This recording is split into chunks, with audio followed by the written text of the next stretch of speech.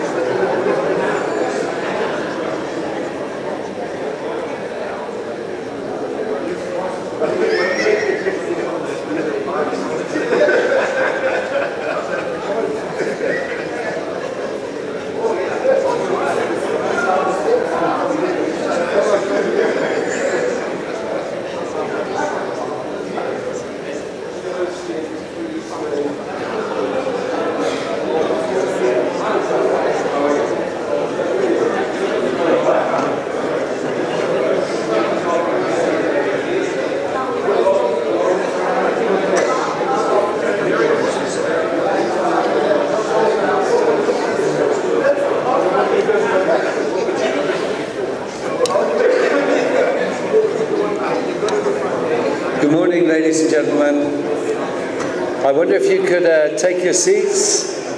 We'll close the doors. From the look of the room, my guess is one or two people will be joining during the speeches, so my apologies to our distinguished guests. I hope you all had a stimulating and interesting day yesterday. Certainly feedback from the tracks and the tracks that I sat in were very lively indeed, and I think I can safely say that day one is, we've had some good day ones before, but it's probably the best so far, so it's a good job you were here and you didn't miss it. This morning we're going to move on quite quickly. We have two distinguished speakers giving country reports from one very dynamic, small but very, very dynamic country, Brunei, and we are also very grateful to have the Permanent Secretary from Higher Education, from the Ministry of Education, and also we have the Secretary General of the Association of Arab Universities with us as the second speaker. And I know both of these gentlemen are excellent speakers, and so it's going to wake us all up first thing in the morning. I'm sure you won't be able to sit there and doze. And then immediately after that, we're very fortunate to have a distinguished lineup for our second and final QS Squared debate. I confess to being nervous about this one because Kingsley, who's speaking, is an old colleague of mine, and probably one of my harshest critics when he worked at the same university as me. So that should be entertaining. And also Winnie Ely, who will be replacing Angina Perek. Winnie's the Provost Chancellor at University of Newcastle in Australia, and Winnie used to be a colleague of mine in Hong Kong as well, albeit at a different university. So, without further ado, it's my great pleasure and honour to welcome an old friend, Brunei, who's going to talk about Brunei higher education and generational transformation. And that's Dato Paduka Dr. Zulkarnain bin Hanafi. He's the Permanent Secretary for Higher Education at the Ministry of Education in Brunei Darussalam. So please give him a very warm welcome.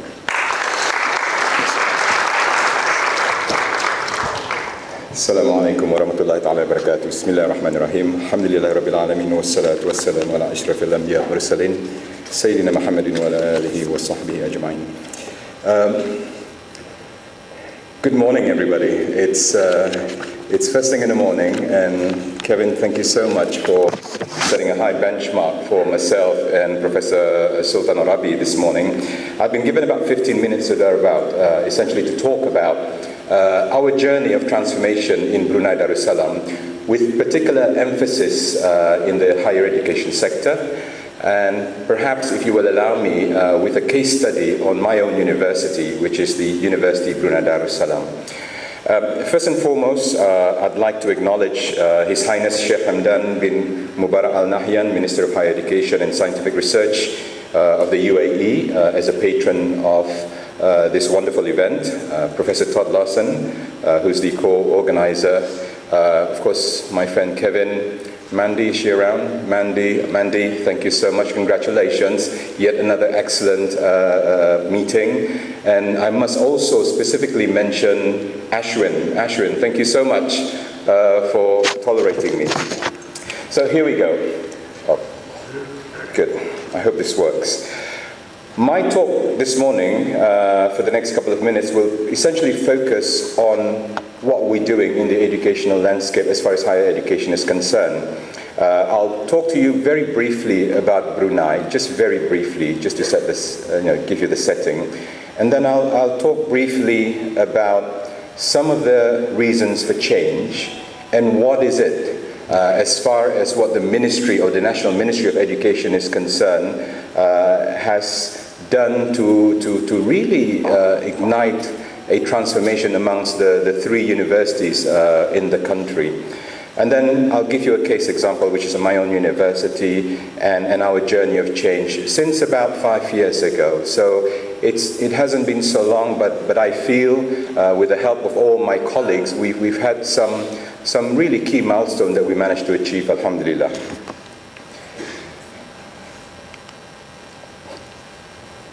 Am I not pressing the right button? Ash? Not moving. Yeah. Thank you so much. Where do I point? Ah, fantastic. Which one is it? That's one, thank you. So Brunei, very small country, as Kevin said. We're located between Malaysia, Indonesia, the Philippines. We're a very small part of a big island of Borneo. And we've got a population, very big population, of just over 400,000 people. We're an oil and gas producing country with GDP per capita 2012 of just over $40,000 US. And some of the indicators, just to set the scene, we have, alhamdulillah, highest human development index in the Islamic world. As far as macroeconomic environment in the world, we're not doing too bad. And we're second highest per capita income within the 10 ASEAN nations. And I think this is important. We're very blessed insofar that we've got one of the highest literacy rates in the world at about 95%. And I think this is partly the reason that we feel that it's really something that we shouldn't be comfortable with, but it's something that really ought to get us thinking as to how we ought to maintain that, or in fact improve that. So, case for change. Now, I'm going to talk regarding the case for change as far as higher learning institution is concerned. We've had some wonderful speeches yesterday and some over the parallel sessions as well. And some of this has been touched before, but please bear with me as we go through this. Yesterday, we talked about the relevance of education. Kevin crafted a very sly debate yesterday where he tried to compare private institutions and public institutions. And of course, it was about deconstructing the whole thing that he says, In fact, even some of the best public institutions have to charge students now. So how do we then, separate private and public? And I think this is the reality for us who are leading and managing a public institution. We have no choice. We have to start thinking about alternative source of financing. And I think even my university, although literally almost 100% of the funding comes from the government, alhamdulillah, but I think in the very near future, we'll start seeing a decline in funds coming from the government. And I'm already seeing some hints of that now that I'm in the Ministry of Education. And then, of course, there's that issue of, is it a public or is it a private good? And I think the debate yesterday where private institutions are failing is for the fundamental reason that their mission wasn't correct in the first place. I think the reason or the purpose for having a university is really to do good and not just about profit.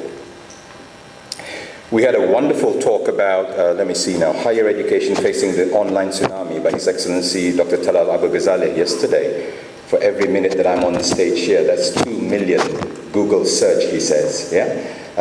So I think this has really changed the landscape of education in general, not just tertiary education. Roles of faculty.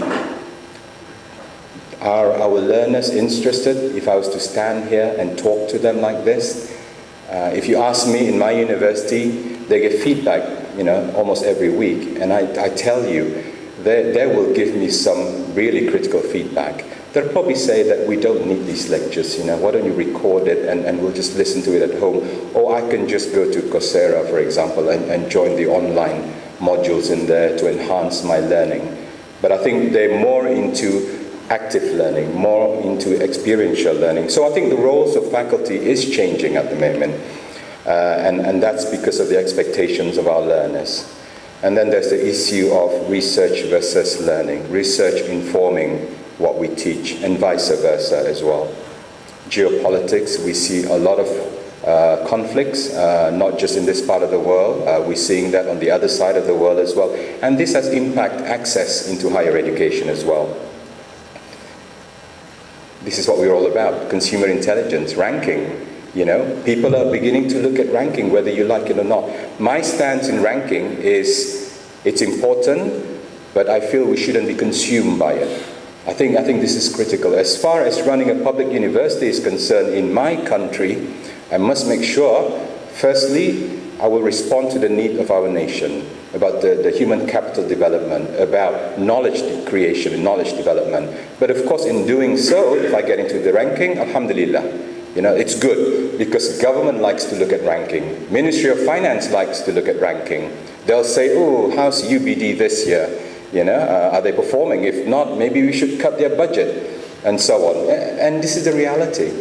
So it's about, it's about understanding different stakeholders' expectations. It's about knowing what language to speak with different stakeholders. And I think this is critical. And this is the obvious thing for case of change, really, the uncertainty of the future. I remember yesterday someone mentioned that jobs that are available now never existed 5 years ago. And this is so true. And this is going to happen. And there are studies saying that, individuals these days, young people these days, will actually move from one career to another throughout their lifespan. And I think this is the order of the day. In the Brunei context, as I said, more than 60-70% of our GDP growth is directly related to hydrocarbon. And this is worrying, actually, because as we all know, it's a finite commodity. I think what we need to ask ourselves is, while it's good now, what are we going to do to use this to fuel further economic development and prosperity for the future? So We want to move on not just towards knowledge-based economy, but hopefully towards an innovation and new knowledge economy. And this is where I think Sir John Riley, I think yesterday, articulated it very well in terms of the future of economic growth as far as research and innovation is concerned.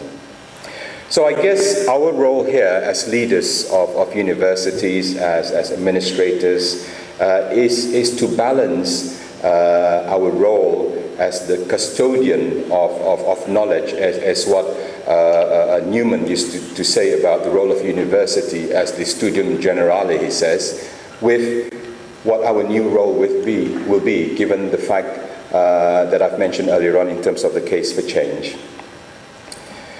Now, Brunei Darussalam has a vision 2035. It seems a long way to go, but it's not really. We aspire to be, a country which has high quality of life, which has a vibrant economy, and with people who are very well accomplished and highly educated and skilled by the year 2035. And because of this, the Ministry of Education has responded in 2008 to create a new educational system, a system that just doesn't focus on academic excellence, but also to understand the learners, to be able to provide for the diverse learning ecosystem where learning adapts to each child rather than the school. So it is the creation of multiple pathways to ensure that the less academic can still develop, perhaps through skills learning, and maybe even have the opportunity to go to higher learning institution. So for the rest of my talk, I'll be talking about University of Brunei Darussalam. Small university, we were established almost 30 years ago. We've got a student population of just about 3,500 with faculty strength of about 450. So that makes a staff-student ratio of about 1 to 9, 1 to 8. And our medium of instruction is English. We have about 7 faculties and about 8 research institutions. And if you ask me 5 years ago, we had maybe 6 faculties and 1 research institution. And that's how fast we are moving forward, because we could not slow down. We could not wait. As Nike says, we have to just do it. Yeah, because time's not waiting for us, and the young people are not waiting for us either. So at the very beginning of our journey, back in 2008, when the government announced the new educational system, we decided to ask ourselves.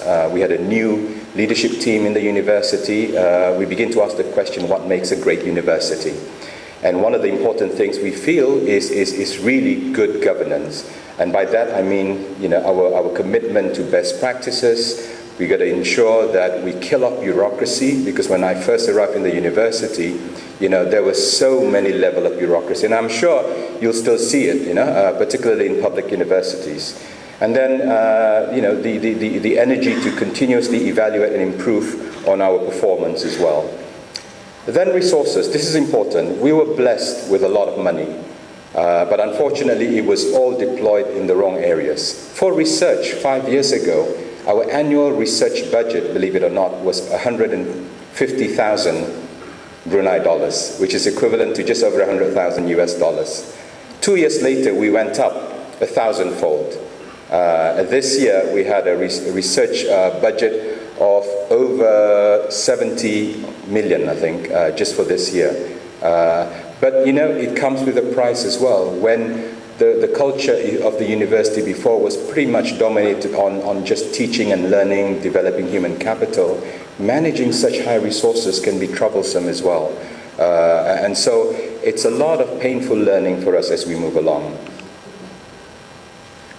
And then, of course, education. We need to be able to keep our students and our learners engaged. We need to be able to attract talent as well. And we've got to make sure that when we attract talent, it's not just about paying them, big sums of money, but actually for them to come because there is a purpose to come to Brunei. And we're very flexible in that, because we've introduced kind of a full-time positions, we've introduced a visiting position, adjunct positions. We are growing the number of our practice faculty as well from industries within our university. Now, how did we begin the journey? First and foremost, we established the A team. We feel what we're trying to do is such a disruption. It cannot happen from within. I think the first change we're going to introduce will be shot down almost immediately by very powerful faculty members. So we've decided to assemble a team who are change ready, and then to invest in a lot of training for them as well, and then to actually get them to cascade it within the faculties and the rest of the university. And this is done actually systematically as well. A lot of stakeholder engagement, a lot of networking, a lot of inviting people to come to Brunei from reputable universities, and a lot of visits to a lot of universities, top universities as well. We had to review our strategy. Our vision in the past was to be a first-class international university with distinctive national identity. We didn't know what that meant. To me, a vision has to be clear. It has to be transformative, yet realistic, and it has to be time-bound. So we decided that we're going to be a university of excellence in teaching and learning and research, and we aspire to get into the QS ranking by 2015. We've got greater autonomy, not full autonomy, because we feel we need that lifeline with the Ministry of Education because of the funding. We put a lot of emphasis on leadership. We actually train our deans, our potential deans, our aspiring deans, to make sure that, we have that constant pipeline of leadership pool. And then restructuring of the university, and this is something that can be controversial. I was severely criticized in a meeting a couple of months ago. It was an international meeting, not so far from where Kevin was, for our stance in removing departments, except for broad faculties, of course, but we don't have departments. For a simple reason, because people hide behind departments. There's not enough transdisciplinary dialogue or collaboration. So we managed to get rid of that. And it's going very well at the moment, alhamdulillah. And then a major curricular overhaul. So there were 5 key thrusts. On education, we ensure that the learning experience will be experiential. It's all about core learning rather than a teacher or a professor-centric learning. A professor will learn side by side with the students as well. And for this, we supported faculty through our Teaching and Learning Center. We have 3 pillars or 3 themes, if you like, that's integrated to all the modules within the undergraduate and postgraduate programs. And these are environmental awareness, for them to be able to scan for opportunities around them, not just about preserving rainforests or global warming. Secondly, entrepreneurship, to be able to do things with very minimal resources. And it's not just about making businesses, it's about surviving in this tough world. And then the third one was leadership and innovation. For the research side, we decided to really think hard about it, and to think, what can we leverage on in Brunei that we can actually attract people from outside. And the first one obviously is energy. Second one is our rainforests. Almost 70% of Brunei is still under cover of pristine rainforests. Food security is a topical thing at the moment, so we decided to go for that. Asian studies, because of where we are, and of course Islamic banking and finance management, being an Islamic state. And then we focus on innovation and enterprise.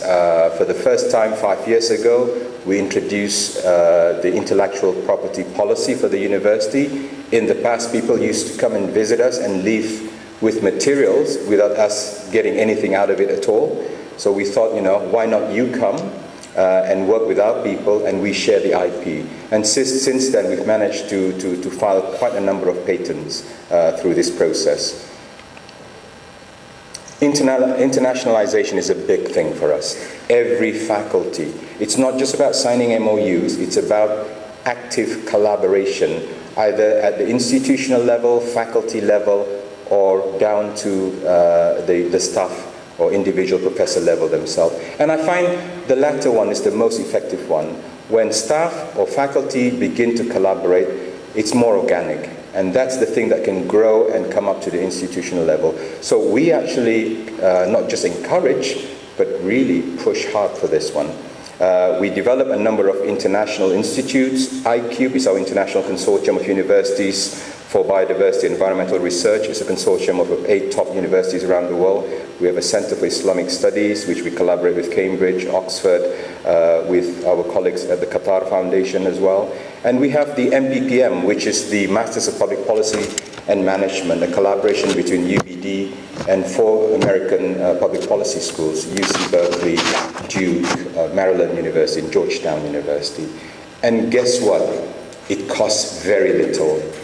Very little. I spoke to a friend of mine not so far from here who tried to do this and spend millions. And the problem is that, he says, none of our locals were trained as we did this, because we were just buying things without thinking much about development of the people. Every project that we do must ensure there's local development, and we insist on that. This is just some of our partners all around the world. I shan't go through this. I'm almost there, actually. And of course, services. We make sure that whatever we produce in terms of knowledge and IP are actually useful for the country as well. And this is how we can attract funding from the funding bodies in Brunei. As far as the undergraduate curriculum is concerned, you probably heard yesterday from my colleague when he talked about the Gen Next curriculum. We've actually scaled down from about 47 undergraduate programs right down to 5 very broad-based sort of liberal arts type program, which focuses on those learning outcomes: critical thinking, reasoning, someone with a very global outlook, great communication skills, and more importantly, quantitative analysis, given that we're living in a world where data, mega data, is important now. So this is our brand for our undergraduate program. We've actually graduated the first cohort successfully last year. And really, the flagship of this program is what we call our Discovery Year. The undergraduate program is a 4-year program. In the 3rd year of the program, all 100% of our students must leave the university. As of the last count, 80% will actually travel outside of Brunei, and they can do one of 4 things. Either doing an exchange program abroad, up to 1 year. They could do an internship program in industries locally or internationally. Doing incubation project. We've had some very successful business startup. The boy that you saw there, that time he won $20,000 for his ideas of setting up an online business. Last year he won another $250,000. He has not graduated yet, by the way, and he was invited to the Valley, Silicon Valley, beginning of this year as well, to actually try out his project because someone is eyeing him at the Valley. And of course, the final one, which is increasingly popular, is the community outreach program, where students will travel different parts of the world. We're in conversation with my colleagues at the Chinese University of Hong Kong at the moment, trying to do a joint program where we can send these students to difficult parts of Bhutan, for example, to a community, to actually help them solve some important issues as far as the community is concerned. This young man was teaching basic English literacy in the remote parts of southern Thailand. He actually stayed there for 6 months. And we have a continuous pipeline of students going to this part of the world to actually help them with teaching basic English as well. So, when they come back, they're completely different people. And it sounds funny, but this is the truth. They would say something like, I never realized that people outside of Brunei live differently from us. And this is how insulated they are. And I think international or cross-border education is becoming very, very important. If we want our future leaders, to be able to communicate to each other, to be able to understand each other, I think these are the sort of experience that we need for our people. Alhamdulillah, we have covered 6 continents, down to as far as the Galapagos Island, where some of our students are doing research in the Science Center there. We send them to the US, to Australia, to New Zealand. And finally, lessons learned in the design and implementation of this process. It's not all rosy, actually. If I was to show you scars on my back, I probably don't have a back anymore now.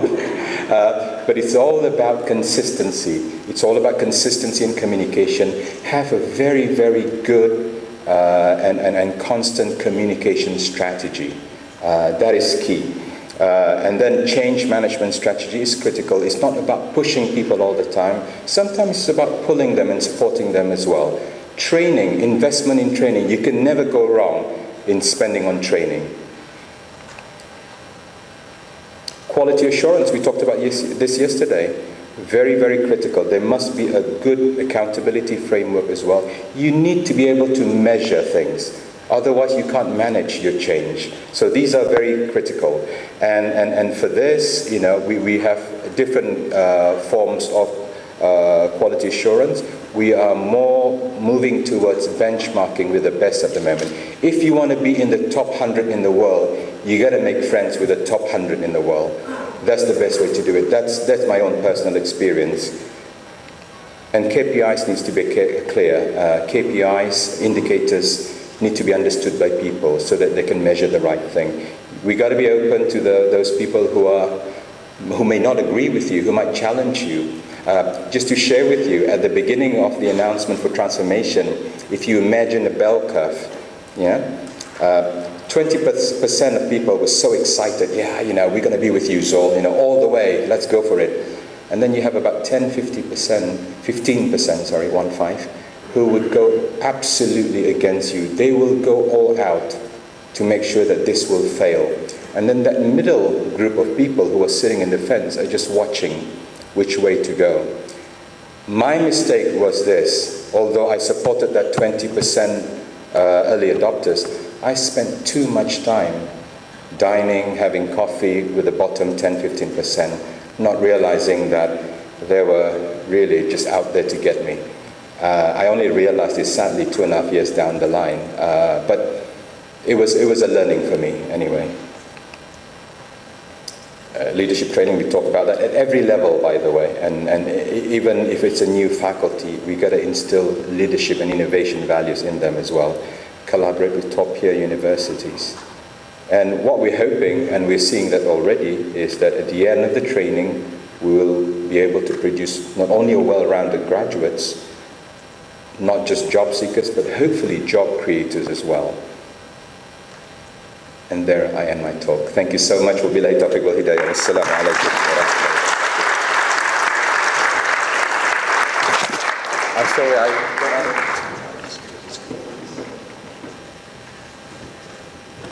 Thank you, Prof. Zulkarnain. I can say I've actually been fortunate enough to visit Brunei. A lot of times you hear about these plans and you see them, but in practice, they're not happening. They're not being implemented. I can tell you, I think it's the most impressive educational transformation I have ever seen.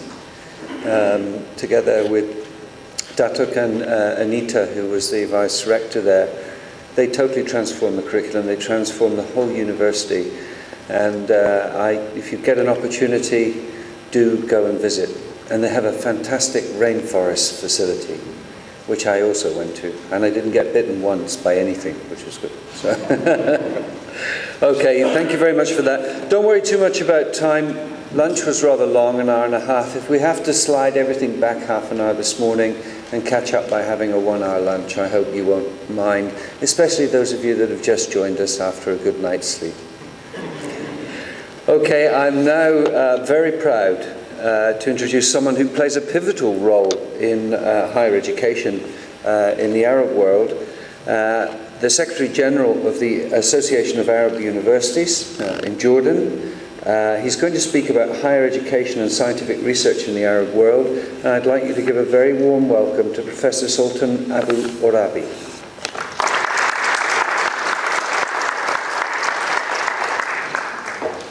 Thank you so much, Kevin.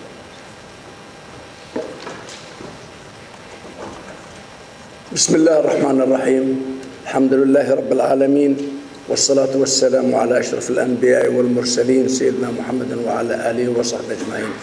Good morning everybody. It is really my pleasure. All of them, the international one as the local one, I thank Kevin for the introduction. I think my friend Zul took all my time. But I hope I will have enough time to talk about the higher education and the scientific research in the Arab world.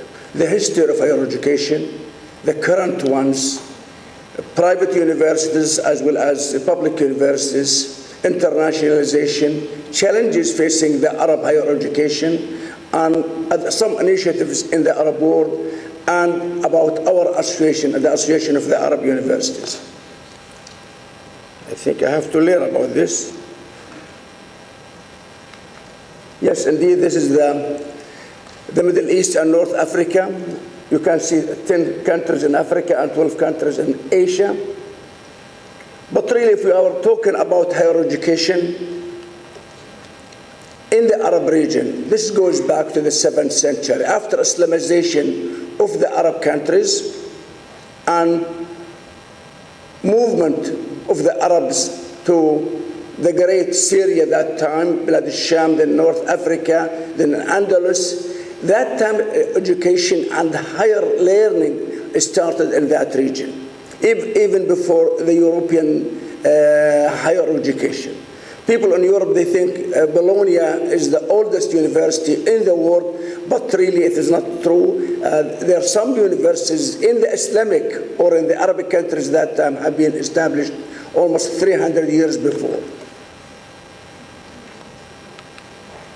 For example, look, Al-Zaytuna University, or that time they called Madrasa, means school, established 734 AD, and then Al-Qarawiyyin University established 859, and then Al-Azhar al-Sharif in Cairo was established 970, and then Al-Mustansiriya University in Baghdad in Iraq was established 984, and some other universities in the Andalus area were established in the 10th and in the 11th century before Bologna, which was built in 1088. Most of those old universities were funded by the Islamic Waqf endowment. And here, really, that's what we need in the Arab countries nowadays. Yesterday, I think the debate was very hot between private universities and public universities, whether it is profit-oriented or non-profit-oriented. This is Al-Qarawiyyin University, 859. 2 years ago, we had our General Assembly meeting in Fas, in the university what's called Sidi Muhammad bin Abdullah University in Fas. During that time, even a lot of schools and libraries and even mosques and observatories were established in the Arab region to teach all kind of fields like chemistry, physics, astronomy, engineering, and medicine school. Yes, indeed, all the universities, they were doing good. A lot of European students and scholars, they used to come from the north to study in the south, and they get a lot of education. But the European revolution started in the 15th, the 16th century. Things has changed in the Arab region. Yet the Ottomans came to our area at the beginning of the 16th century, who ruled the Arab countries for 4 centuries. In 1720, the Sultan Ahmed III, the Sultan of Othman, sent many students and scholars to Europe to translate a lot of books to the Arabic language. And this is kept going until Muhammad Ali, who ruled Egypt and Sudan in the early 19th century. Then starting the 18th and the 19th century, a lot of French as well as American as European missionary schools founded in Lebanon and in North Africa. Therefore, neither the globalization of higher education nor westernization is a new trend in the Middle East. But really, if you want to talk about the modern history of higher education, I will say until 1953, we had only 14 universities in the Arab world. 5 in Egypt, 3 in Lebanon, and 1 each in Syria and in Algeria and Tunisia and Morocco and in Sudan. Those are the universities. For example, the American University in Beirut was established in 1866, and St. Joseph University in Lebanon was built in 1875. Next year, we are going to have our General Assembly at St. Joseph University on the occasion of 140 years of building this university in Lebanon. Our association started 1964 by initiative by the Arab League. 1969, we had the first General Assembly of our association was held at University of Alexandria in Egypt. That time we had only 23 universities in the Arab region. That's 1969. Then the numbers started growing up little by little until I will say almost 25 years. In the early of the 90s, the first private university was established in Jordan, which is Amman Ahliya University. Nowadays in Jordan we have 10 public universities as well as 20 private universities. I will say the public university in Jordan, for example, absorbing almost 70% of our students and 30% of the students absorbed by the private universities. Nowadays in the Arab countries we have more than 600 universities, among them 250 private ones.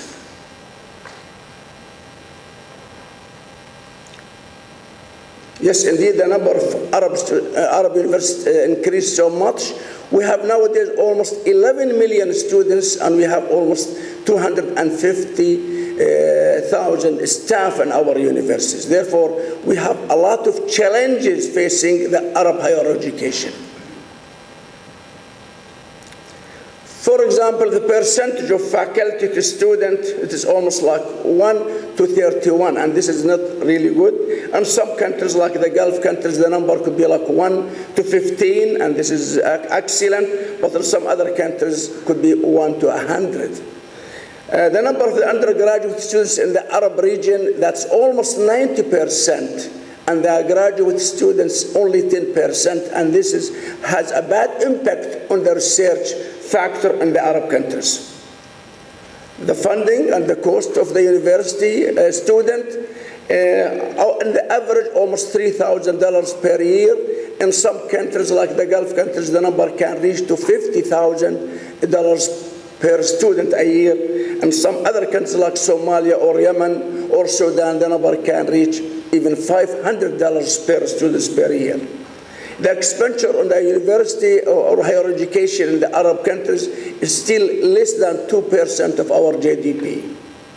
This is the building of our association in Amman. It is on the north side of Jordan. Yes, indeed, we have so many challenges facing the higher education in the Arab region. Quality assurance, and that's exactly what we are here, and we thank the QS for having this important event. As a result of globalization, competitiveness, and accelerating expansion of different universities in the Arab region, especially the private one, therefore there is a big need for quality assurance and accreditation. And here the debate yesterday, we have to control the higher education, especially where is Dr. Abdullah Hawaj, especially the private ones. We have to control the quality of teaching and quality of research and community service in the private universities. And also to develop, enhance, and review current internal quality management system. And we have been working with different organizations, whether it is local or regional or international organization for the quality assurance. 6 years ago, we started with the Quality Assurance and Accreditation Council within our association, and we are working with all the national Arab quality assurance and accreditation offices in order to work together. We have established 6 manuals and guides for the different quality assurance and accreditation in the Arab region. The mission of our council is to assist Arab universities to improve their quality through spreading the culture of quality assurance, preparing quality assurance guides and books, and also provide advice and training to support the process of quality assurance and accreditation for institutes and programs. We started last year to accredit now some programs in the Arab countries. We are hoping that in the near future we'll start accrediting some institutes in the Arab region. Even it is a very touchy and sensitive issue, but we hope to work with the quality assurance and accreditation councils within the Arab countries.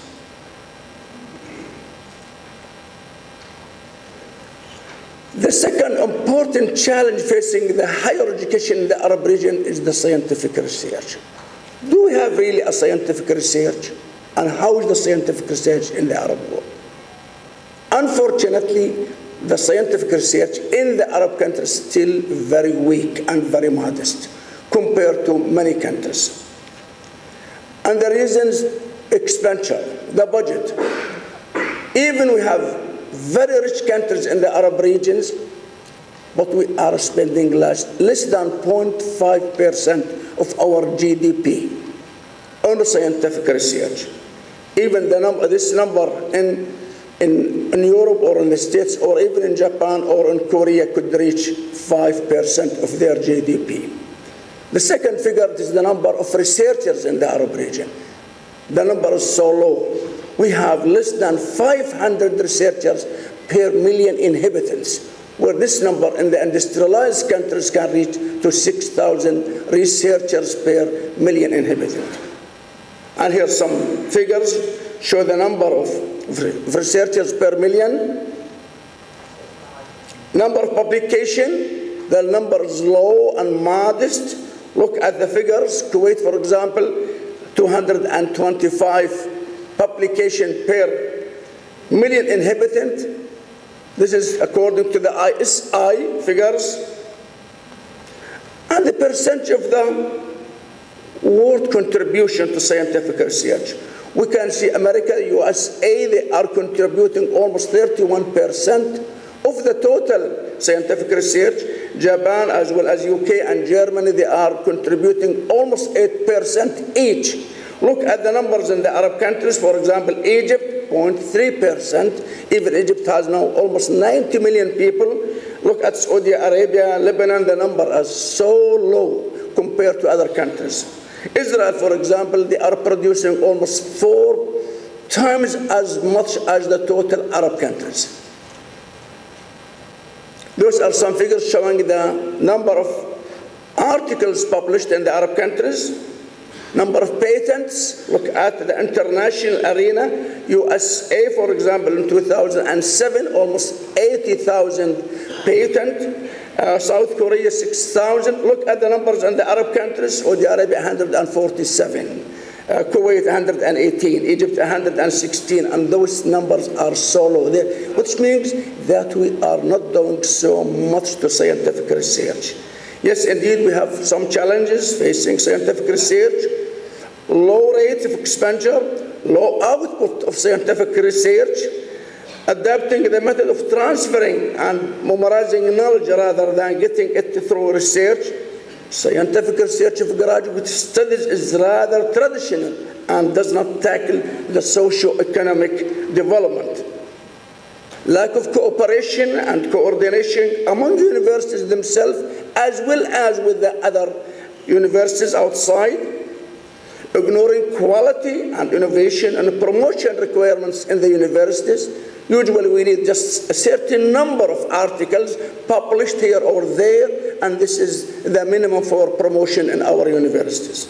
Lack of scientific research activities and low quality of education due to the inflation of students' number and limited number of available staff members.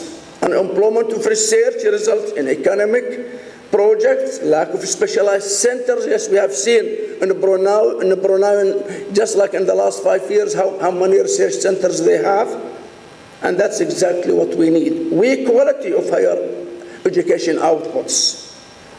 What is the role of our association, the Association of the Arab Universities? 2 years ago, during our General Assembly in Fas, we established the Scientific Fund in the Arab countries, and we are hoping from the donor countries, like the Gulf countries, they can support us to support such projects.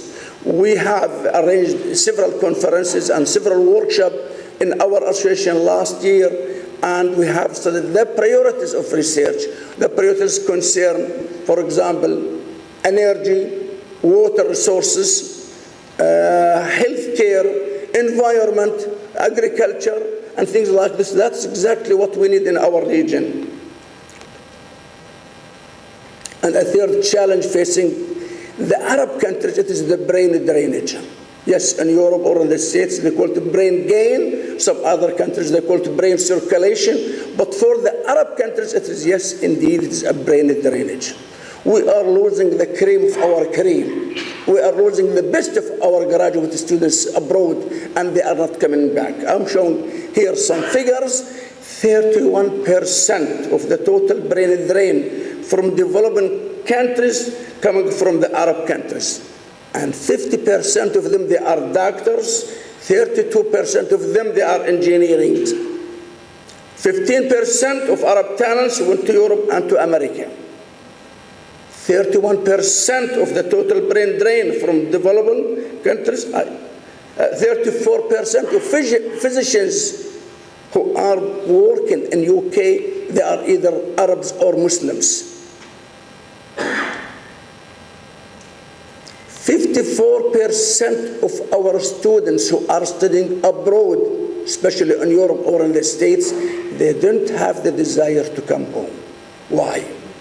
There's so many reasons behind this. Yes, indeed, the Arab Spring, this is the obvious reason.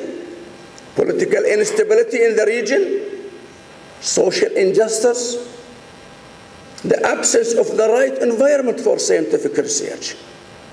If we look at Ahmed Zuwail, the Egyptian who won the Nobel Prize in Chemistry in 1999, if he stayed in Alexandria, would be able to get the Nobel Prize? Of course, no. Therefore, we need the right environment for scientific research. The lack of research facilities and low quality of research standards, lack of freedoms, lack of work motivation and incentives, low salaries. Those are the reasons behind the brain drain in the Arab world. What we are doing, we are hoping to arrange a conference by the end of this year to bring some scholars from Arab scholars who are migrating to the States or to Europe to come back and just to work with us as supervisors or consultants in some of the Arab countries to help the graduate studies and to help publication and things like this. This is very important. I'm not going over this because this has been discussed by many colleagues.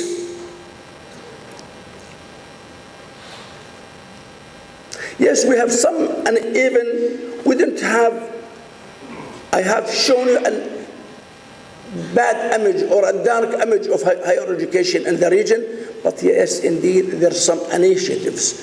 And we hope that such initiatives will tackle the social and economic problem in the region. Yes, we have seen Saudi Arabia nowadays, they are doing a great job in higher education. They do have more than 170,000 students studying abroad. In Jordan by itself, we have 7,000 students from Saudi Arabia. In the States, they have more than 100,000 students from Saudi Arabia studying abroad. And King Abdullah University for Science and Technology cost, where they have more than $10 million for this university as endowment. We hope that this university will do a good job for the society of the Arab countries in the region.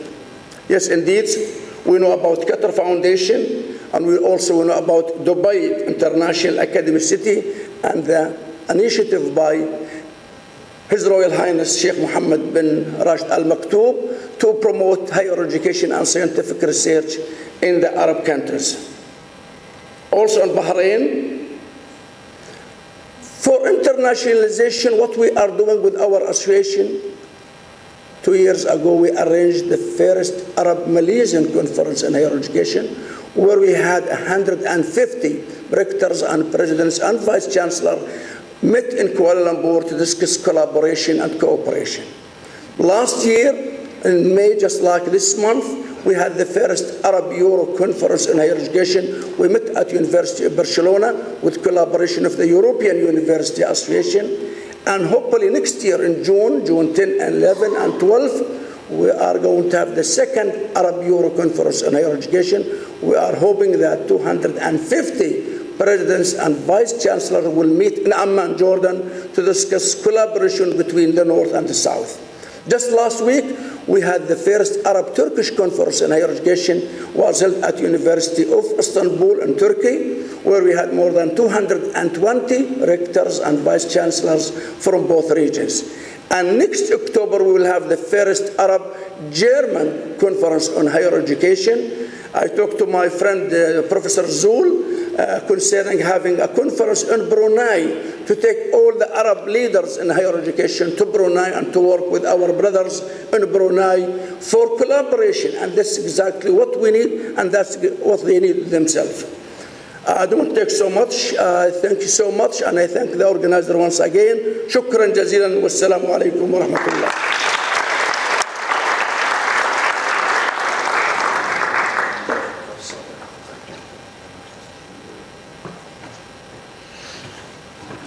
Thank you very much, Prof. Sultan, for that very illuminating discussion. With no further ado, because we're going to move the program this morning back half an hour. So we'll now have the QS debate from 10 to 11. Coffee will be 11 to 11:30, and lunch will be 1 to 2. I think an hour and a half is rather a luxury anyway. So, okay, with no further ado, I would like to invite the combatants, you'll be familiar with this format now, to the stage. First of all, I would like to invite the proposers of the motion, which is local accreditation is of a greater value than international accreditation, to the stage. So please give a warm welcome to Professor Kingsley Bolton,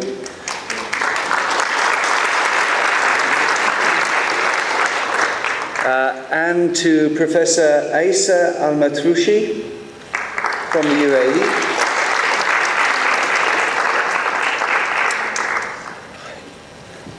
Good. If you gentlemen would like to take a seat on the left-hand side. Just on this. Just here. No, this side. Kingsley started already. He wants to sit on the opposite side of it. Okay. And the opposers to the motion, Mr. John O'Leary from London.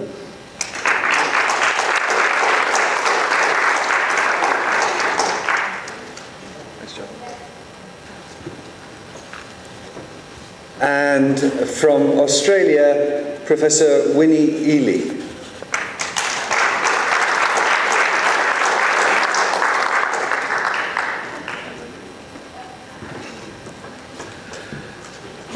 Okay, let me give just a formal introduction. Professor Kingsley Bolton is Professor of English Linguistics at Nanyang Technological University in Singapore. He worked at University of Hong Kong, Stockholm University, and at my university, City University of Hong Kong, until we saw the light and sent him to Singapore. He's Professor of English Linguistics and head of the Centre for Language and Communication at NTU. He's also an emeritus professor at Stockholm University, honorary professor in the Social Science Research Centre at Hong Kong U, and founding fellow of the Hong Kong Academy of Humanities.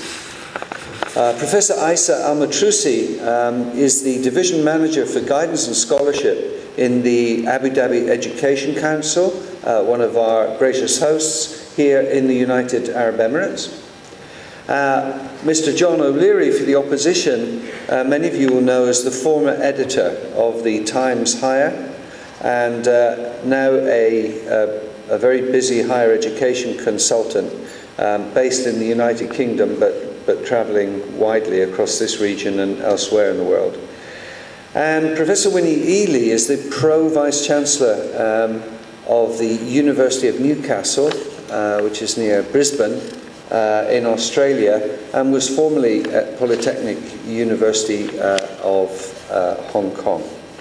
So, having introduced you to our four combatants, you will know the form now.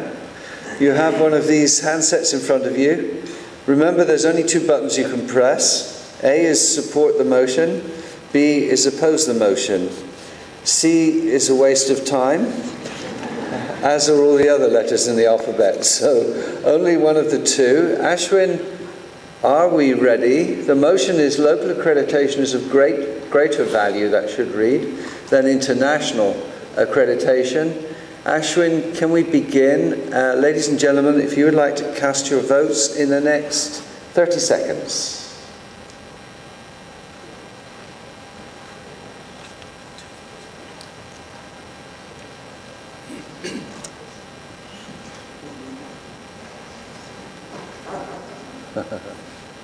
Some people are taking time to make their minds up, or... Oh, this is good. More than yesterday. We had 139 responses yesterday. We're heading for 150. Come on, guys, see if we can make the 150. Okay, polling is closed. Let's have a look and see where we start.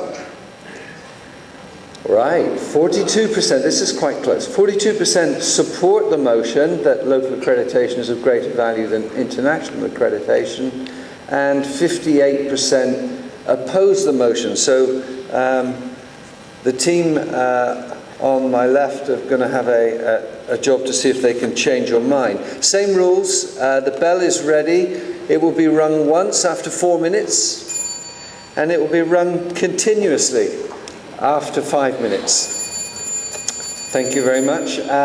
It's my great pleasure to welcome Professor Kingsley Bolton to speak in support of the motion.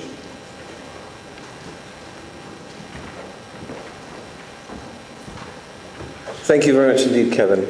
Ladies and gentlemen, the motion that we're proposing here today is that local accreditation of universities is of greater value than international accreditation. And it seems that the cards are already stacked against us, because we know that academics rarely change their minds in such debates. But our job today is to actually present arguments to you that would help you change your position and indeed vote for us. Perhaps we can start by examining what is exactly meant by the term accreditation.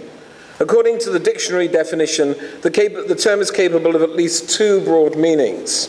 First, in its narrowest sense, quote, official certification that a school, course, etc. has met standards established by external regulators, a professional endorsement of some kind. Second, in a much wider sense, and I'd like you to think about this for a moment, because I think this is crucial to our argument and perhaps may help change your minds. Quote unquote, the acts of accrediting, that is, the process by which universities achieve credit. Indeed, the Oxford English Dictionary entry for the verb accredit clearly explains that in this sense, the word may be defined as giving credit or showing to be credible. In other words, here once again, we're concerned with academic excellence and the promotion and recognition of such excellence. And this is the central thrust of our argument now. And I hope that you will join with us in supporting the motion following this argument. Are we, as I think our opponents may argue, are we to accept that in the case of our universities, international recognition is always superior, always better than the local recognition and valorization of our universities? We think not. And if you bear with me a moment, ladies and gentlemen, I'd like to read you a short list. A list of leading university institutions, and here we go. Massachusetts Institute of Technology, Harvard University, University of Cambridge, University College London, Imperial College London, University of Oxford, Stanford University, Yale University, University of Chicago, California Institute of Technology, Princeton University, and so on. The list I read to you was the leading universities according to the top 20 universities in the world as ranked by QS. Now, what is remarkable about this list is the obvious dominance of the US and UK. And what is further noticeable about this list is that all 20 of these universities have developed and achieved prominence as flagship institutions within their own societies, first and foremost by achieving local national recognition as a necessary condition before gaining international status and international recognition. All of these universities have long histories of local development, national development, related to their emergence and recognition as important institutions in their own societies before achieving the elite status they have today. Even if we move from some of the world's oldest universities, the world's youngest universities, we can see that some of the same processes are clearly at work. Consider for a moment the top 10 universities in the QS under 50 rankings. The Hong Kong University of Science and Technology, NTU, my own institution, KAIST of Korea, City University of Hong Kong, Pohang University of Korea, Maastricht University, University of California, Irvine, the Hong Kong Polytechnic University, the Autonomous University of Barcelona, the University of Antwerp. Again, we would argue that these are all universities that are firmly grounded in local national systems of quality control and accreditation before achieving international recognition and international prominence. So to sum up, let me present our central argument thus.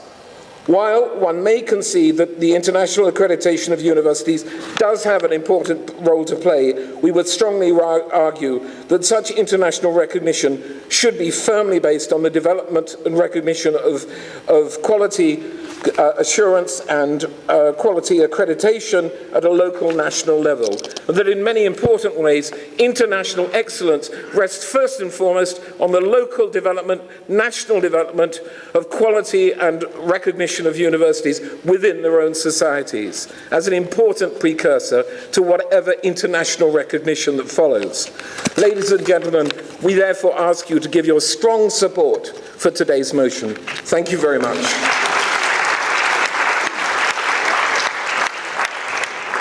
Thank you, Kingsley, for keeping to time. Mr. John O'Leary to the platform, who's going to speak in opposition to the motion.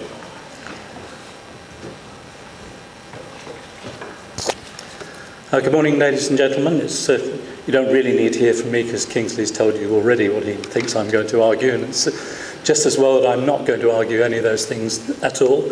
I'm relying on you to see through his arguments and do the right thing in the end. I'm certainly not going to argue that domestic quality assurance is of no value, certainly of less value than international assurance in itself. I've seen the delegate list. I know how many of you are involved in local quality assurance, and I need your votes, so I'm not going to be arguing that at all. And anyway, I don't believe that. As in rankings, I think there's a place for the local and there's a place for the international. I'm involved in both in the ranking world, and I think that they both have an important role to play. But I think in today's modern higher education world, which has become ever more global, we can't simply leave it to a national system. There are many advantages. In the UK, for instance, we have the Quality Assurance Agency, but that's one example of many that you'll see around the world of a system that works extremely well, but is subject to political,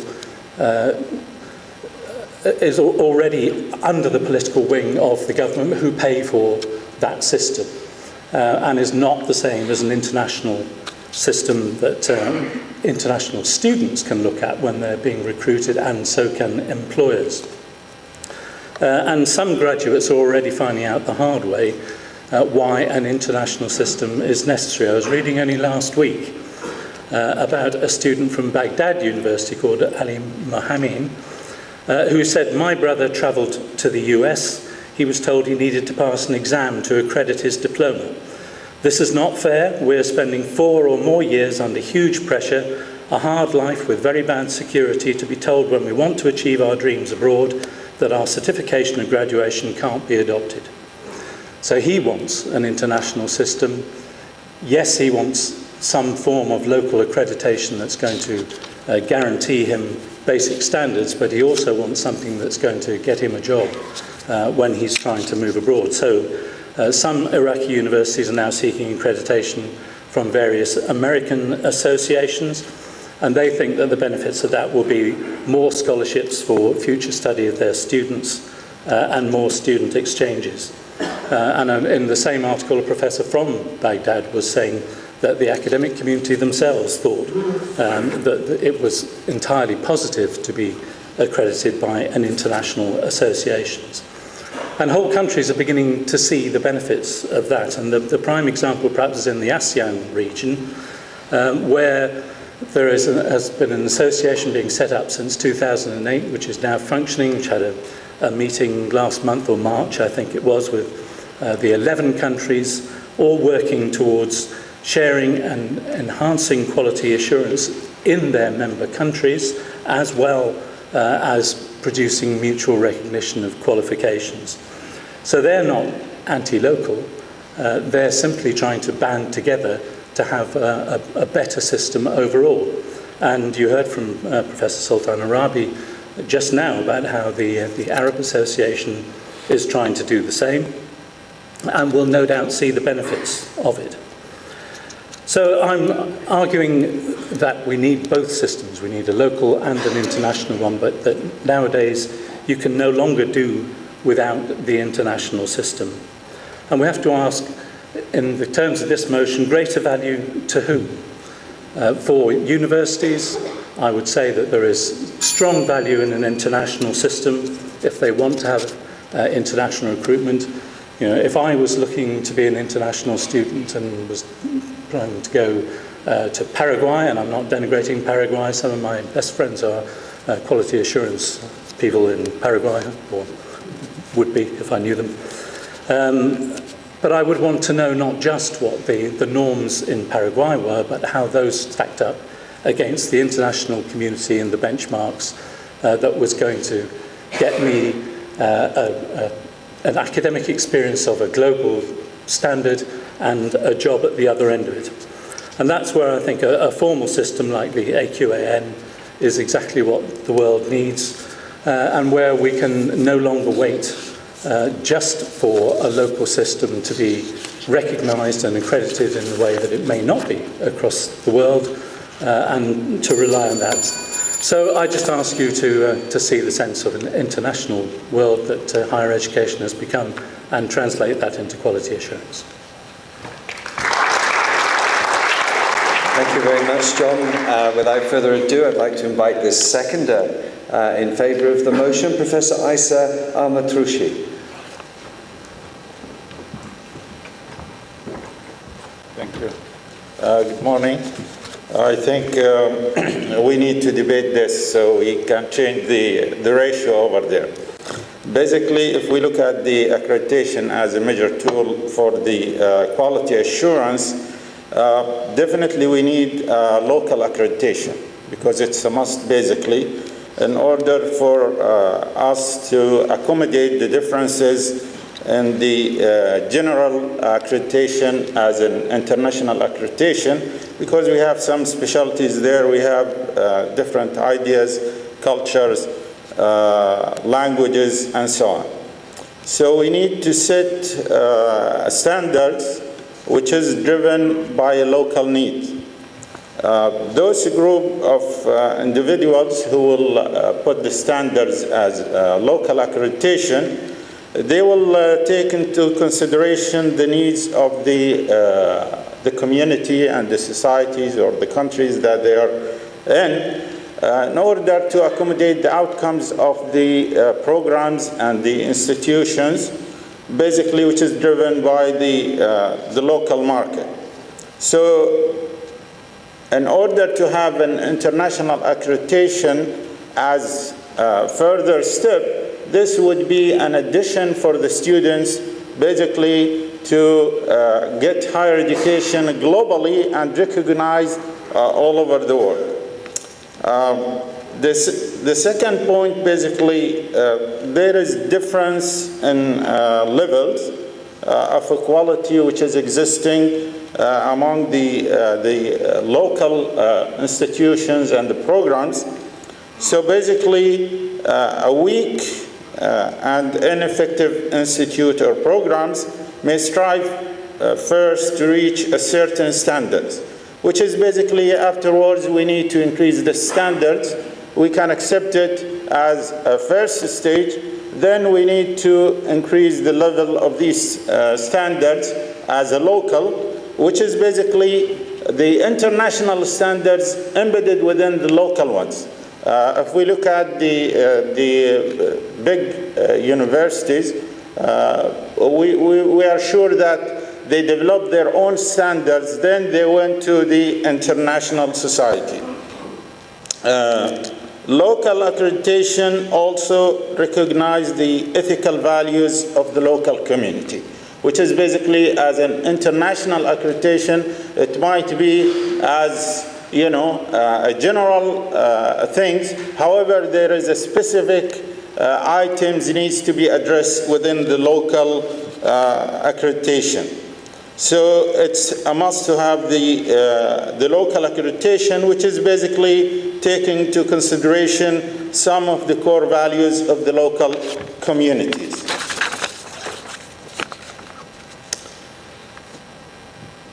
Local accreditation is also necessary for unique disciplines. Let's look at the communities, local communities. We will see that there is a classification for local classification standards for like an Arabic language, Islamic histories. These will not be found within the international standards. So it's a must. We have to develop our own local standards in order, to raise the quality and control the quality of these uniqueness of the disciplines, which is basically the Arabic language and the Islamic culture programs should be taking the priority in this aspect, since they lack an international standards while still being crucial in the formation of our community. My last point is basically about the International Accreditation Agency cannot visit all over the year for those the local institutions and the programs. So it's within a long time span. We need to have a local accreditation body to look after these institutions and the programs so that they are adhered to the quality of education. And they will enforce the local standards, which is basically as the required quality and level will be monitored periodically and more closely, rather than have within a 5-year visit for the international body to come and accredit a program. Thank you.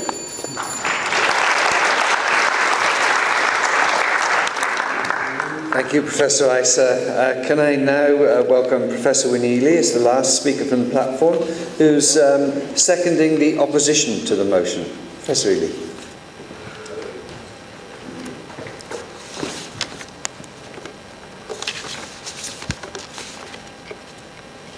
Colleagues, good morning. Let me start by saying what I'm not arguing against. First of all, I'm not arguing against local. I'm a big fan of homegrown talents. Local is good. It is self-sufficient. It meets the local and national needs. It is where home is. And it is for the majority who stay local and work and live for the rest of their lives. It provides the context and relevance. It also embraces the local values and needs. It represents the local majority. I am also not arguing against accreditation. An instant inference to quality, too many definitions of what quality means to too many different people. The word is clouded with perceived notions.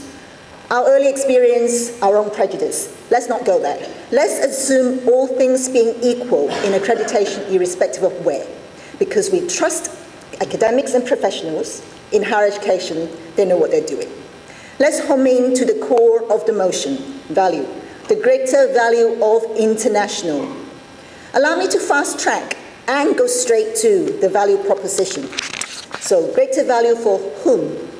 Greater value to who? And greater value in where? And greater value in what?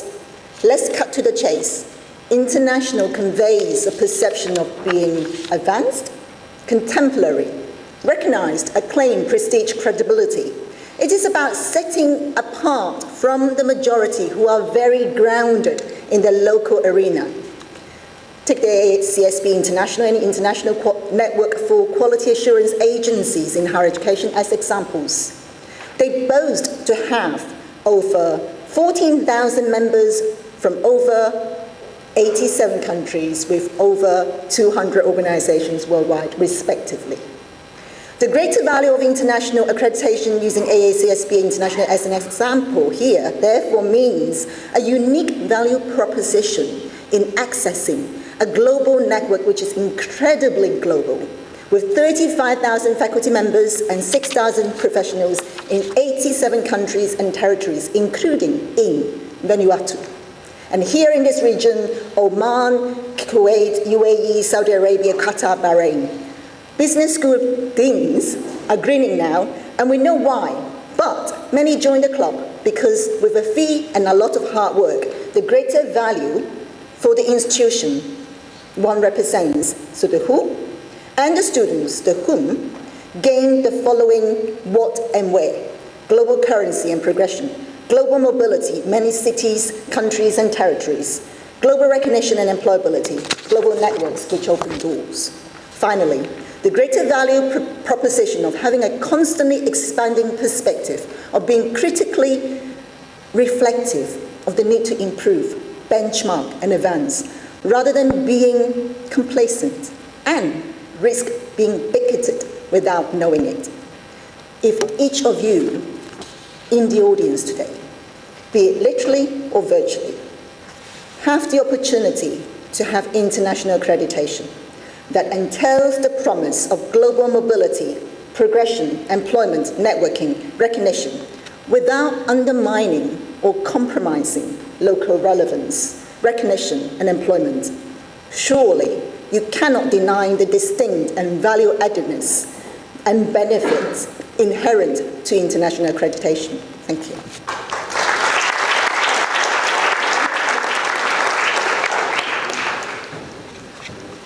Thank you, Winnie. We've now outlined the arguments from the stage. It's now time to hear from the floor. I'll give an opportunity for 1 minute for each of the people on the stage at the end to summarise their arguments, but I'd now like to hear from people on the floor. Their comments, please, when you start, and we'll start with this gentleman over here, stand up, state your name, where you're from, the institution, and whether you're speaking in support or in opposition to the motion. Okay, so this gentleman here, and then we'll come to the front row. Sir. Good morning, everybody. My name is David Boschik. I represent Higher Colleges of Technology. It's a very interesting topic. I share a few thoughts with you in relation to our yesterday's debate. So local accreditations are greater value if we are talking about a national accreditation system, like the one here in the UAE. The Commission for Academic Accreditation, the role it plays in the higher education system, because we want all, private, public, non-public, for-profit, or non-profit, name all positive combinations, all the institutions, we want all of them to the same acceptable standards of quality. This is something which I refer as accreditation. We get the same quality, acceptable quality, consistent quality for a long time, regardless of the delivery side. Can I, sorry, just to interrupt, be very brief, because 10 sentences, remember. Yes. I think we've kind of done 20 already. Local versus international. So we are talking about, what we are talking about here is often about something which is imposed and something which is voluntary.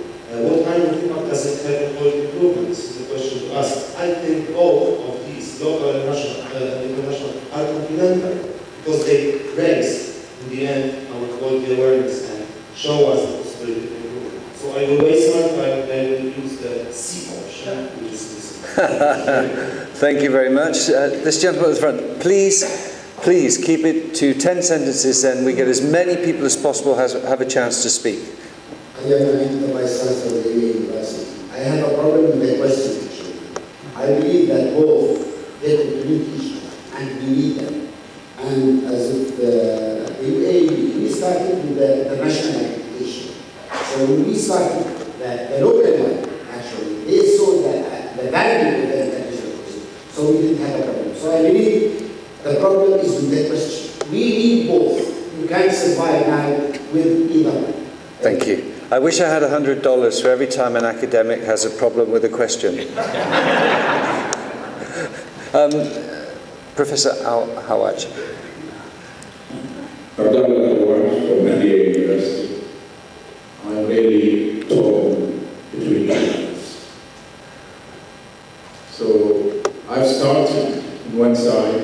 think I'm going to turn to the other side, because I do feel, of course, as my colleague just said, it's a very difficult question.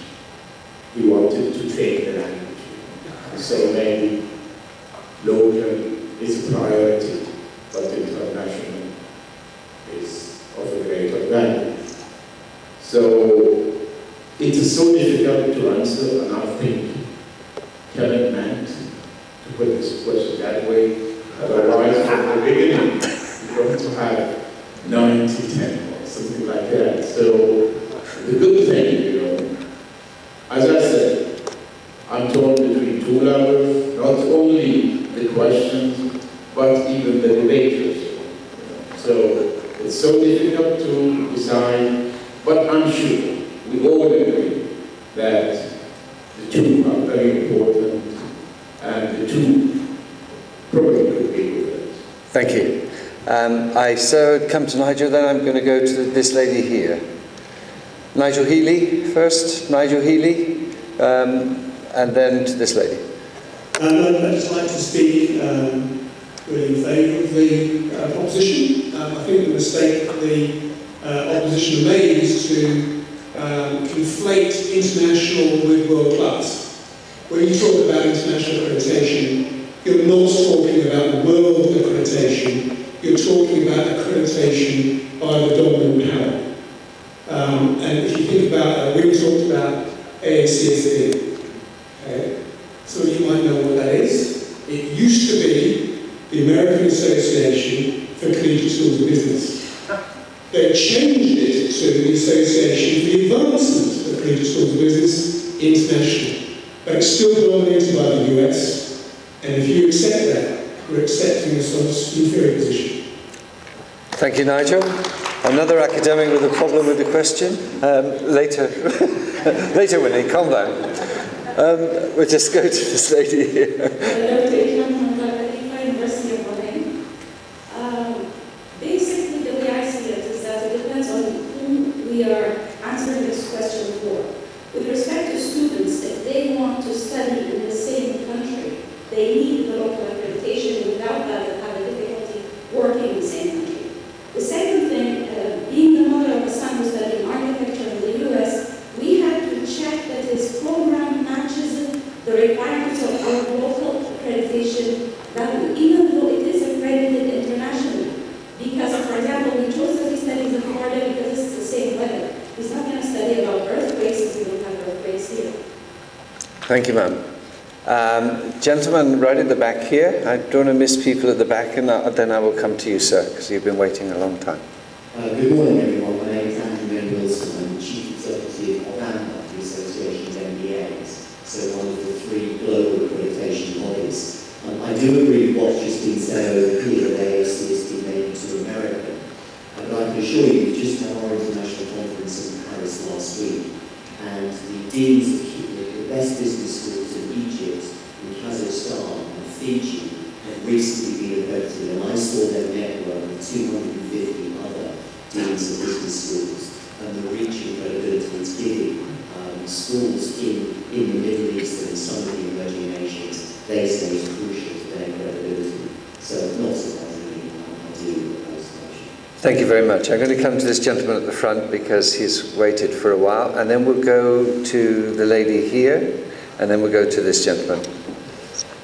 I'm Mohammed from Khalifa University. I just wanted to echo the comments about international accreditation. I think the definition of international accreditation needs to be, clarified. So when we talk about international accreditation, then why, for example, the institutions in the UK and the US are not seeking international accreditation? If it's so valuable and more valuable than their local accreditation, why not do it? Thank you. Thank you very much. Ma'am.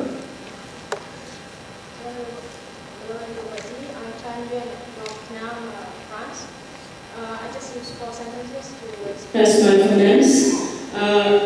First, I do agree that local accreditation is of great value. Secondly, I don't agree that local accreditation is of greater value than international accreditation, because the two accreditations have goals, scopes, and values. And fourthly, I do not agree that accreditations, international accreditation, are embraced by the US powerful accreditation because Umbrella increasingly have other accreditations that have the international value of accreditations.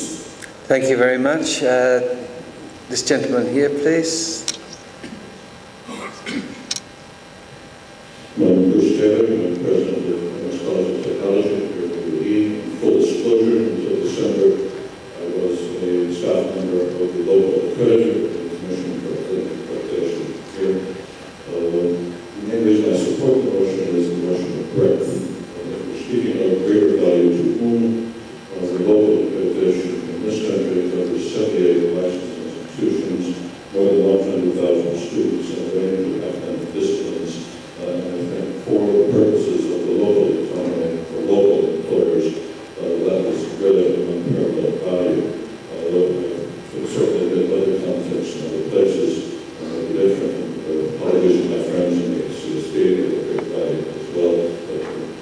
But from personal experience in this environment, I would have to support this motion. Thank you. Any other comments? Yes, please. Just here.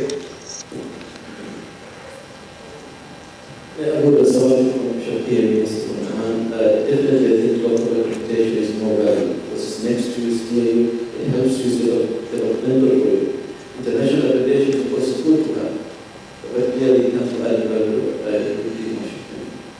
Thank you. Just before we hear from the lady here, I'm just going to throw another spanner into the works and ask the question. A lot of people yesterday were talking, particularly Westerners actually, about not imposing Western ideas of higher education onto the Middle East and other parts of the world.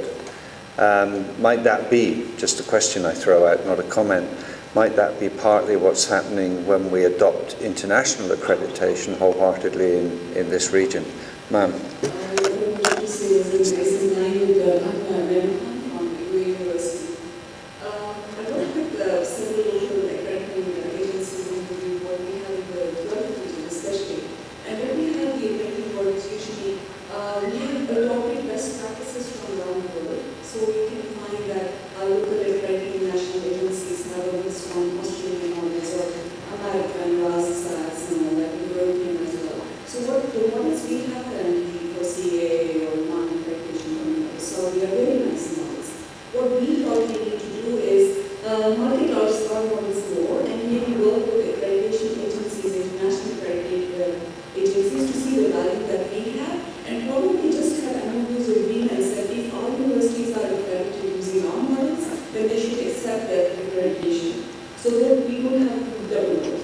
Thank you. Thank you.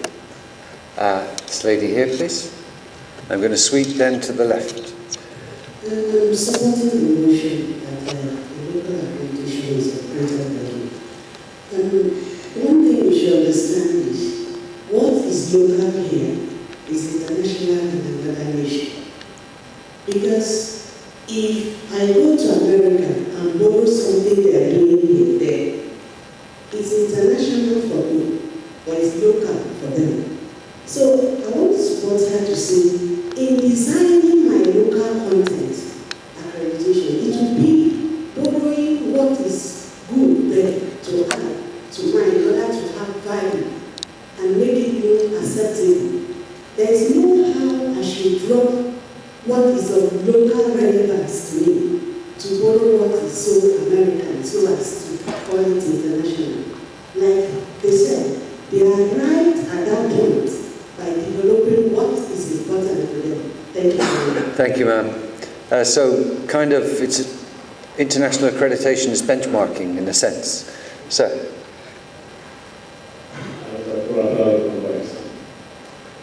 If local accreditation parameters they accept according to local standards, covering all the parameters, then it would be best to graduate locally. Otherwise, thank you. Anyone in this group want to comment? No? We'll move across here. Gentleman here at the front, please. Morning. I'm Heidi from your university. I just want to point out some international accrediting agencies. They don't reach out to all the institutions. And they can only do few international programs, but they can't reach all programs. So that's why local accreditation has really a place to play. And these local accreditation agencies, of course, if you check with them, they adopt their standards much consistent with international standards. So from that perspective, they are complementary to each other in this regard. Thank you very much. Gentleman from Jordan. I nearly said Jordan from gentleman then, sorry. Thank you. This Jordan University of Science and Technology. Actually, each of them has its own purpose and scope. For local, you cannot operate in your own country without having the local accreditation. However, if you need some international accreditation and to market yourself internationally, you need to have the international. So both are important. Thank you. Mansour, and then we'll come to you. Thank you. Mansour Al-Ali at the University of Bahrain. I think the word international accreditation is what do you mean by? Is it really international or is it, say, American? If it is really international, meaning it's a consortium where all countries somehow adhere to, then it's the same as local. This is the main problem. And I think the local accreditation can be a drain on resources, but it's important. Now, I just want to raise one important student mobility. If I just stick to the local accreditation, what happens for a student who wants to pursue his study? What will happen in that case? So we need both. Thank you. Ma'am. Good morning, everyone. I'm Shada from the University Sciences Foundation. I think it depends strongly on the local accreditation body, the instruments that they use to benchmark standards.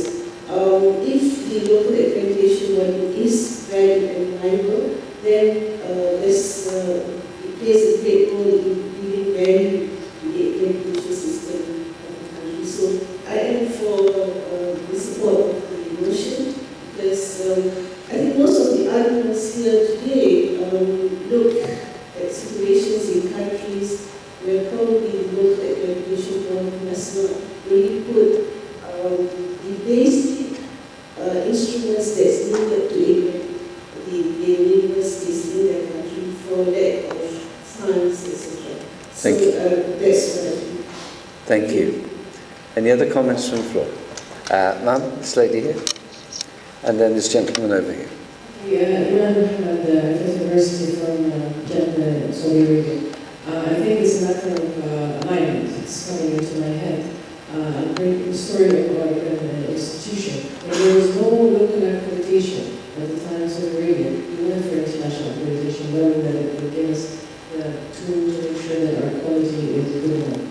But then when the system was established, we went for the local immediately first. And then now we're coming back after we got the local to go for international. Other institutions do the other way around. They got the international first, and now they're coming back and asking for the local because it's again a requirement, and some of them are saying, why should we do this as long as we've got it, the international one. I think it's a matter of alignment. If there is an alignment, that will save us the trouble I think for second somebody said that before, because it's not a waste of time. Thank you very much. Good quality of good things, local or international. Thank you, ma'am. Sir.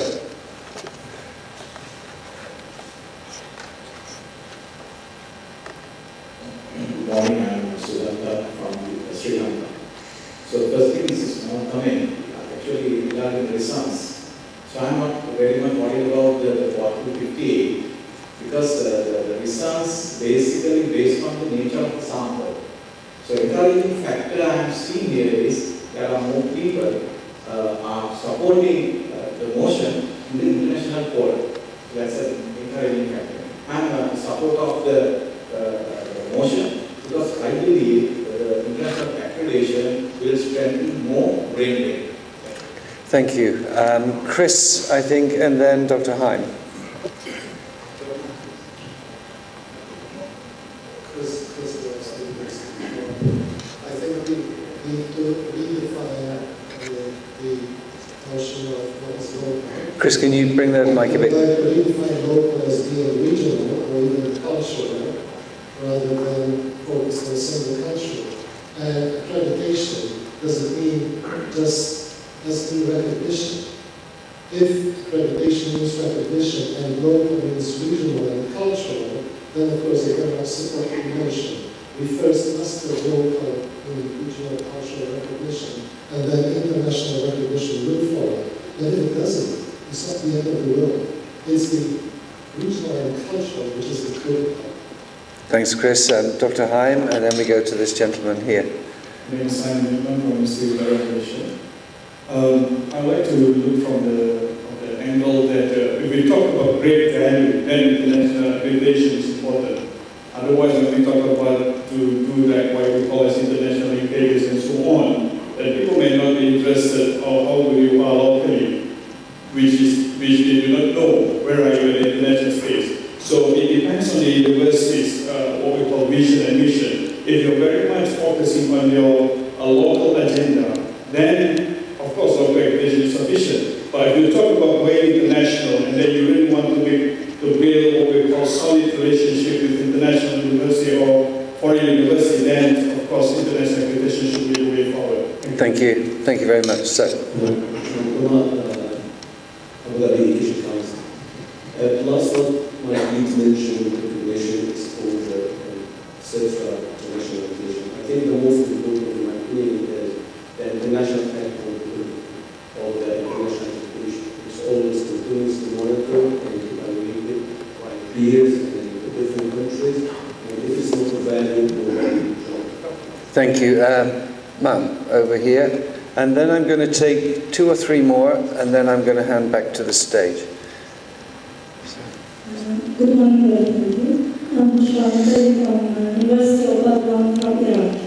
I do believe that both are required, but the first step, we should start from local accreditation.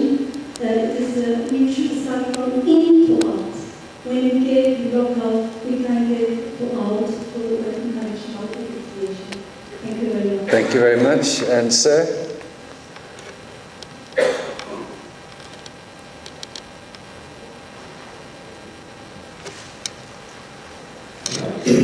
Sorry, from Gulf University for Science and Technology in Kuwait. I think the alignment, as mentioned here by the two ladies, the alignment of the local accreditation along with the international accreditation is what requires. There's no double content. But if one has to get either A or B, and since there isn't a C, local accreditation is certainly more important because it is local. It is all arguments that have already been made, and it's critical if you. In most of the GCC, if you want to even operate. Thank you. Thank you very much. Ma'am, here. And then Chris. Thank you. Good morning. My name is Sasha from the Education Advisory. I'm going to go back to the actual question. So it is the question, what is of greater value? So the first thing I think about is, who is your audience? Who are you targeting? If you're looking at it from a student perspective, do you have transnationals? Do you have locals that you're engaging to? Then accordingly you can make a decision. If you look at it from the faculty perspective, which we actually haven't discussed here at all, and we're looking at people who want to be engaged in research, then having some semblance of international accreditation is a critical value. Look at publishing, for example. If you want to be published, you need to be thinking about the bigger picture in terms of faculty alignment. So to sum it all up, I'd say look at your audience, but also think about international alignment with current practices. Thank you very much. Sorry, Richard. Richard Walker, City University. Do we want to start what's in every plan? Isn't variety what we need as well? International accreditation is the equal standards for the next level. Thank you, Richard. Sultan.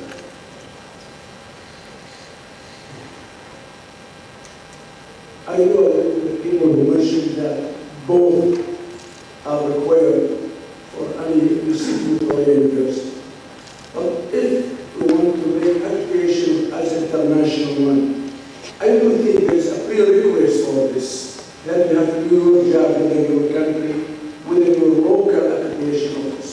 Therefore, local, do it first and then go Thank you, Sultan. I love these academic debates. It's a wonder we ever get anything done, because it's kind of, if you say, do you prefer yellow or do you prefer blue? And people say, well, it depends what you mean by yellow. And it depends what you mean by blue. Okay, any other final comments before I hand back to the stage? Now, let's hear from the stage now then, to sum up, or one more comment, and then we hear from the stage. Last comment from the floor. My name is Rob Whelan from United Arab Emirates University. I've been involved in both sorts of accreditation, and I'd just like to observe that the local accreditation in this country that I've been involved in is every bit as international as international agencies. Thank you. Okay, I'm going to ask in reverse order now, 1 minute for each speaker to summarise their arguments, and Kim will be ready with the bell, and she will ring the bell when 1 minute is up continuously. Yesterday it was 2 minutes. Oh. Okay. Kevin is changing the Okay, I'll make it 2 minutes. But 2 minutes will be enforced rigorously, Kingsley. So can we begin, please, with Professor Winnie Ely, who I know was chomping at the bit to reply to Nigel. I was just trying to put... It takes a while. The quick comment I want to go back to Nigel was the fact, I'm not working for AACSB, but the fact is their membership has more international at low USA. Second, yesterday the Dubai International Academic City shared with us the result of a survey with over 2,000 respondents. 3 out of 10 of those respondents wanted to study overseas. I took the point about the local accreditation, extremely international, but we're talking about having that currency, having that understanding. And colleagues, later on when you vote, remember I said we're talking about the local majority. It's very important, it's high value. But also think of those poor souls who move abroad, who are highly qualified psychologists, medical staff, who want to go and move out of the country to another country, and they face the humiliation of having to go through a second career. I have seen psychologists from Colombia going to Australia and they have been trained. I could cry. So vote very carefully. Thank you, Winnie. Wow, very powerful. Professor Isa.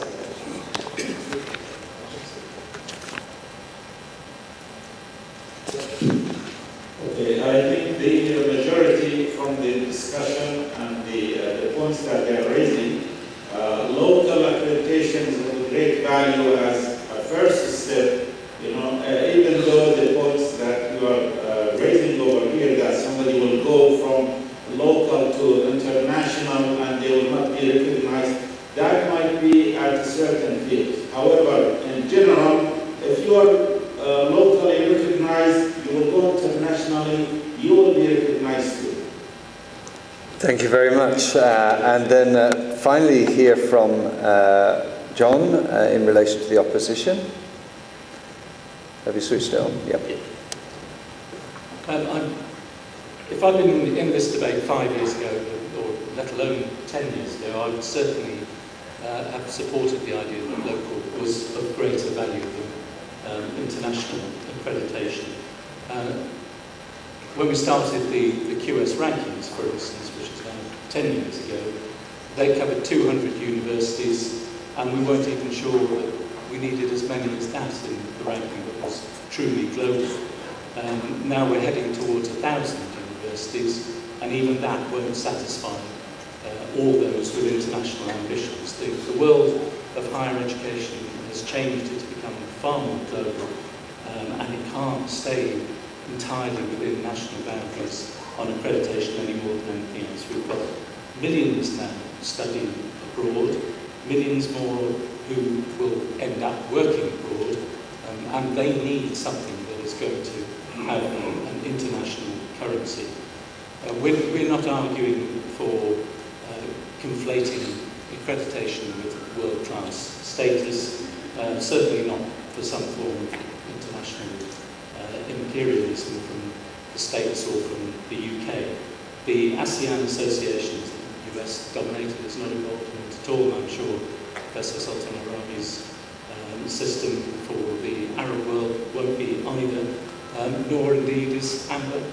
where UK business schools are just as anxious to be accredited as those from other parts of the world.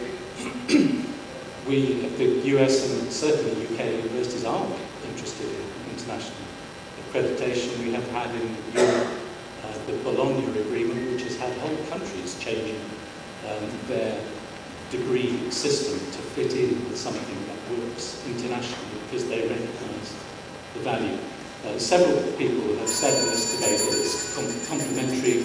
We agree with that. In that case, local is not of greater value than international.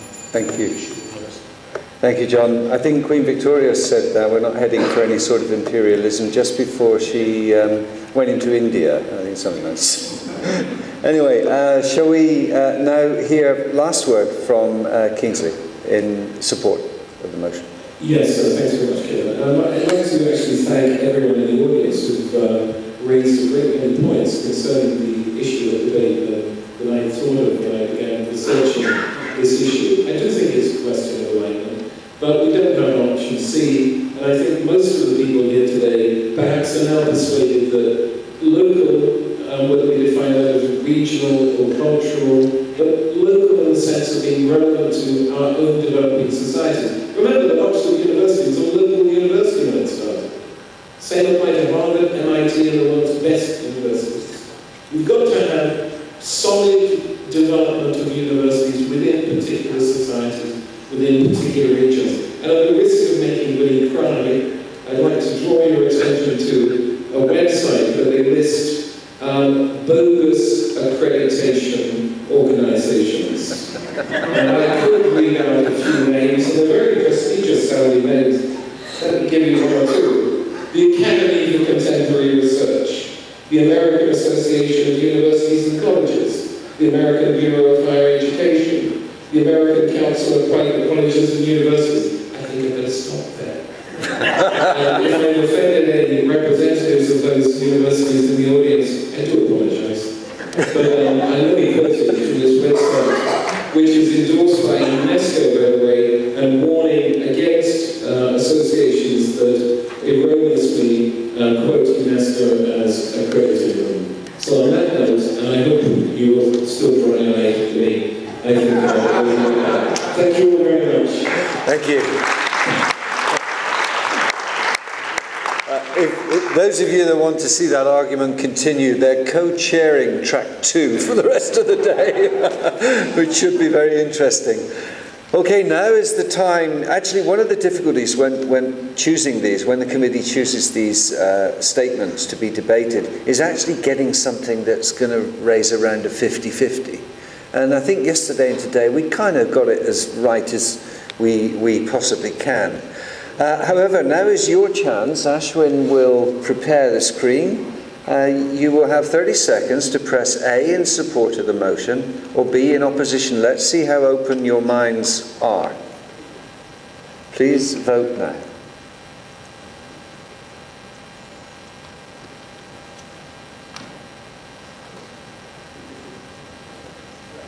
We had 146, so let's see if we can get at least up to there. We're pretty close.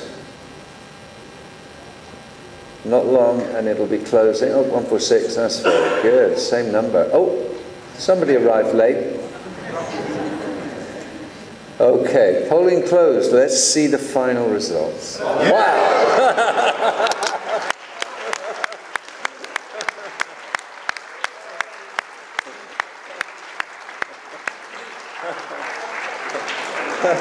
Congratulations, Prof. Isa and Kingsley, and commiserations, Winnie and John. We're putting the programme back half an hour. This afternoon will be the same time. So the track sessions will start at 11:30, not 11. So you've got half an hour for break, 1 hour for lunch, 1 until 2, and then we're back on track this afternoon. There's a free tour of Abu Dhabi being offered, and there is a tour desk out here if any of you are interested. The free tour does not take place today, so please ensure you come back this afternoon. Thank you very much. They want to get out of the You spoke very fast. It was very interesting.